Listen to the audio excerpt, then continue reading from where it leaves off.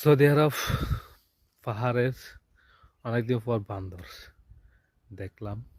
যাই হোক, খুব সুন্দর লাগলো এরকম দৃশ্য, কিন্তু সচরাচর আমাদের চোখে পড়ে না। আমি আসছিলাম আমার কফিলের পুরাতন বাড়িতে, পাহাড়ের চূড়ায়, অনেক উপরে তার বাড়ি।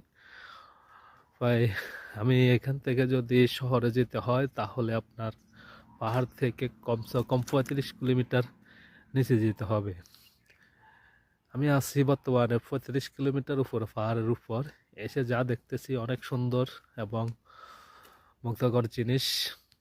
দেখুন কিভাবে বান্দর এখানে বসে রয়েছে, না জানি আরো কত কি আছে, এখনো চোখে পড়ে নাই। আমার চোখের মধ্যে পড়ছে মাত্র এই বান্দরগুলো।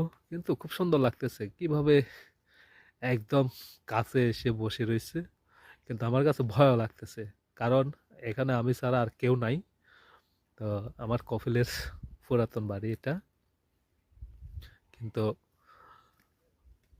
এখানে আমার কফিলেরও কেউ নাই, শুধু আমি আর আমার কফিল আসছিলাম। আজকে 1 সপ্তাহ হয়ে গেছে। অনেক সুন্দর লাগতেছে, খুব সুন্দর জায়গাটা।